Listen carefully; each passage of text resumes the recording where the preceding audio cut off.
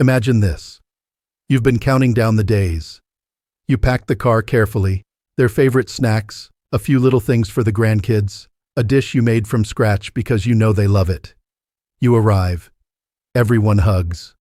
The kids run to you. For the first few hours, everything feels exactly the way you hoped it would. And then, something shifts. No one says anything directly. There's no argument.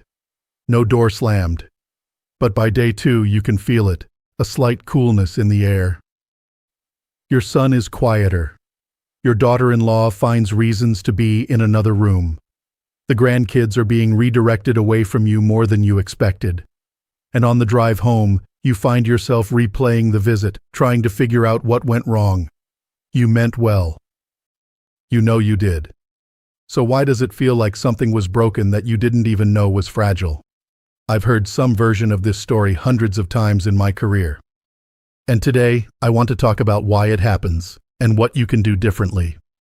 For more than 40 years, I've worked as a clinical psychologist, sitting with families during some of their most tender, complicated moments. I've worked with adult children who love their parents deeply but feel suffocated when they visit. And I've worked with parents who are genuinely bewildered because from where they're standing, they did everything right. The gap between those two experiences is what I want to explore with you today. Because here is the truth that most people don't talk about openly. Good intentions are not the same as good impact. You can mean well, completely, sincerely, wholeheartedly, and still do something that lands the wrong way. Something that chips away at the trust, the warmth, the open-door feeling that you're hoping to build with your adult child and their family. There's a concept in psychology we call the intent-impact gap. It describes the distance between what you meant to do and what the other person actually experienced. And in parent-adult-child relationships, that gap can be enormous, especially during visits. Here's why. When your adult child created their own home, their own family, their own routines, they were doing something deeply important. They were building their world. A world where they are the authority, where they make the decisions, where they are, finally, fully grown. And when you walk through that front door, even with love in your arms and a casserole in your hands, you are walking into their sovereignty. That doesn't mean you're not welcome. It means the way you show up matters more than you might realize. So today, I'm going to walk you through 7 things, 7 specific behaviors that well-meaning parents do during visits that quietly damage the relationship. I'll explain the psychology behind each one, because I don't just want you to know what not to do. I want you to understand why it matters. And at the end, we'll talk about what this all adds up to and how you can use these visits as a chance to show your adult child exactly who you've become. Let's begin. Number 1. Rearranging, cleaning, or helping with things around their home without being asked. I want you to picture this. You're sitting in your adult child's kitchen in the morning, coffee in hand, and you notice the cabinet doors are organized in a way that seems inefficient. The spices are in the wrong order. There are dishes in the drying rack that could have been put away by now. And so, almost without thinking, you start to help. You reorganize the cabinet. You put the dishes away. Maybe you wipe down a counter that looked a little grimy. Maybe you move a piece of furniture that was in an awkward spot. You feel good about it. Useful. Loving even. Here's what your adult child feels. Invaded. Not because they don't appreciate help. Not because they're ungrateful. But because their home is not just a physical space, it is an expression of who they are. The way they organize their kitchen, fold their towels, arrange their living room, these are all quiet declarations of their autonomy.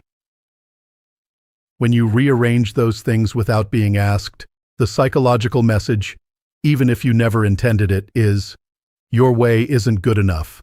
I know better. And that message lands somewhere deep. In my clinical work, I've heard adult children describe this exact experience with real pain. She reorganized my entire pantry while I was putting the kids to bed, one woman told me. I know she was trying to help, but I cried after she left. I felt like a child in my own home. If you see something that needs doing and you genuinely want to help, ask first. A simple, "Would it be helpful if I," changes everything. It turns a potential intrusion into an act of service. And your adult child will feel respected, not managed. Number 2, commenting on how they're raising your grandchildren. This one is perhaps the most common and the most loaded. You love your grandchildren. Of course you do. And you've raised children before, which means you have experience, perspective, and yes, opinions. But here is what I need you to hear clearly. Having experience does not give you authority in someone else's home. Comments like, "I wouldn't let him eat that before dinner," or "Back in our day, children didn't have screens," or even a well-meaning, "Don't you think she'd sleep better if?" These land not as suggestions, but as criticism. Your adult child hears, "You're doing this wrong, I did it better." And the harder truth? Even if you're right, even if the research supports your position, this is not your domain to correct. These are their children. This is their parenting journey. And your role, when you are a guest in their home, is not the one you held 30 years ago. There's a concept I often share with parents in my practice that I call the witness stance. It means you observe with love, you notice, you appreciate, you enjoy, without advising, correcting, or redirecting, unless you are explicitly invited to share your thoughts. The witness stance is not passive. It takes real discipline. But it is one of the most generous things a grandparent can offer. Bite your tongue. Watch your grandchildren with wonder. And if your adult child ever asks, "What do you think, Mom?" that is your invitation to speak gently and briefly. But wait for that invitation. Don't create it. Number 3. Using the visit to bring up old grievances, unresolved hurts, or difficult family history. A visit feels different. You're in the same room. There's time. The defenses seem lower. And there's something in you that thinks, maybe now is the moment we can finally talk about that thing. The argument from years ago. The comment that was never addressed. The misunderstanding that's been sitting between you like an uninvited guest at every family dinner. So you bring it up. And what happens? Almost always, the visit collapses. Not because the conversation isn't important. It may be. But the timing is wrong, and the setting is wrong. A visit that was meant to be about connection has suddenly become a processing session that no one agreed to attend. Here's what's happening neurologically. When a person is confronted with an emotionally charged topic in their own home, especially unexpectedly, they experience something we call emotional flooding. Their nervous system activates a defensive response. They're no longer your child in that moment.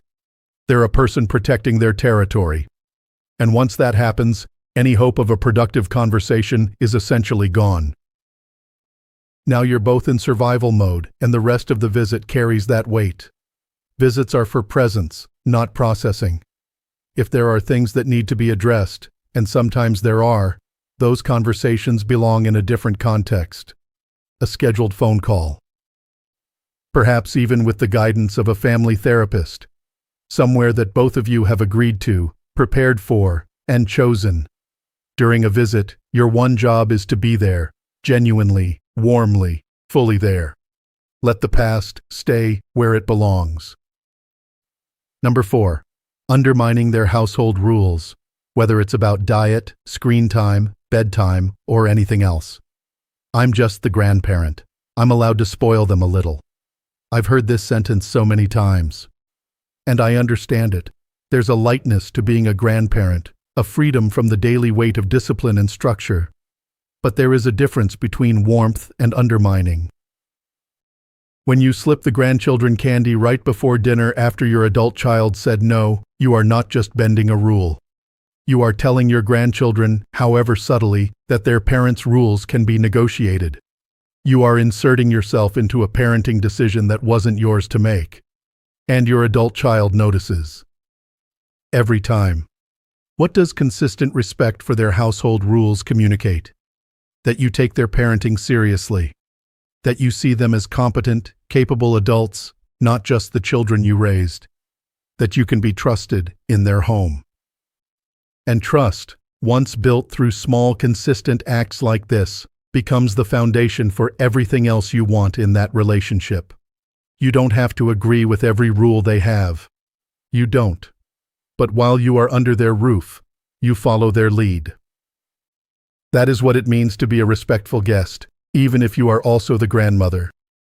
Number 5. Overstaying your welcome, or ignoring the signs that the household is running on empty. Here is something that took many parents a long time to learn. A household with young children and working adults is a system under constant pressure. There is very little slack in that system. When you arrive for a visit, you add something beautiful, but you also add demand. More meals, more consideration, more being on. Even the most beloved guest eventually tips the balance. Now, here's the thing no one tells you. Your adult child will almost certainly not say, "I'm exhausted and I need you to leave." They won't say it because they love you, because they don't want to hurt you, because they've been taught their whole lives to be polite. So you have to learn to read the room. Watch for the signs, conversations getting shorter, your child checking their phone more frequently, a certain flatness in the energy that wasn't there on day one. Watch for the way the household rhythm changes when it's time to get the kids to bed. Notice if you're still sitting in the living room talking while exhaustion is quietly screaming from the other side of the wall. The wisest thing a visiting parent can do is leave while they're still wanted. I mean that genuinely. The visit that ends on a high note, with hugs that are warm and genuine, with everyone wishing it was just a little longer, that visit is the one that gets repeated. That's the one your adult child thinks about with a smile afterward. Leave a little early. Leave them wanting more. That is one of the most loving things you can do. Number 6. Monopolizing the grandchildren, or inserting yourself into every family moment. This one comes entirely from love, and I want to name that clearly. You come to see the grandchildren. You've missed them. You want every moment. You want to be in every activity, every mealtime conversation, every bedtime routine. And yet, when a grandparent dominates every interaction, something subtle but significant happens. The parents begin to feel invisible in their own family. Their children are oriented entirely toward you. The family's natural rhythms are disrupted. And rather than feeling like you've enhanced the visit, you've inadvertently centered it entirely around yourself. The most effective grandparents I've observed aren't the ones who demand the most attention. They're the ones who fit into the family's life rather than requiring the family to rearrange itself around them. They play with the grandchildren and then let the children go back to their parents without pulling them back. They participate in family meals and let the parents lead the conversation. They offer themselves and then step back, making room for the family to breathe. Connection with your grandchildren deepens when it happens through the family, not around it. When your adult child sees you in harmony with their world, not competing with it, something opens up. Something relaxes. And that relaxed warmth is what everyone, especially the grandchildren, will remember. Number 7, and I believe this is the most psychologically significant one on this list, making your adult child feel guilty for having boundaries. This can look many different ways. It can be a sigh when they tell you the guest room isn't available. A comment like, "I just thought we'd have more time together," when they need an afternoon for themselves. A silence that speaks louder than words when they redirect a conversation you were trying to have. It can be tears, real tears, not manipulative ones, because the pain is genuine, but deployed in a way that makes your child feel responsible for managing your emotions. I want to be precise here, because this matters enormously. Having feelings about your adult child's boundaries is completely human. Of course it hurts when you feel held at arm's length. Of course you feel the loss of the closeness you once had. I am not asking you to not feel those things. What I am asking you to recognize is the difference between experiencing a feeling and transmitting it in a way that makes your adult child feel responsible for your pain. When a parent consistently responds to limits with hurt, withdrawal, or guilt, the adult child learns something. They learn that setting a boundary costs them something, that advocating for their own needs comes with an emotional bill they'll have to pay. And over time, rather than set boundaries and deal with the fallout, they simply stop inviting the situation that requires the boundary. They visit less. They share less. They pull back. The parent who responds to a boundary with grace, who says genuinely, "I understand, that's okay," is the parent who gets called more often, who gets invited back sooner, who is trusted with the deeper parts of their adult child's life. This is the long game, and it is worth playing. Now, I want to be clear about something before we close. This list was not meant to make you feel like a bad parent. If you heard yourself in some of these, if a particular number made you wince, that's not evidence of failure. That is evidence of awareness. And awareness is where change begins. Every one of these behaviors comes from love, from wanting to be involved, to be useful, to be close, to matter. The love underneath each one of these is real, and it is good. The question is not whether you love your adult child. Of course you do. The question is, how can that love express itself in ways that your adult child can actually receive? In psychology, we talk about a stage of life that the developmental theorist Erik Erikson called integrity, a time in later life when we look back at who we've been and decide who we want to be now. It is a time when wisdom becomes possible in a way it simply wasn't when we were younger and more defended. The parents who navigate this stage most gracefully are not the ones who had perfect relationships with their adult children.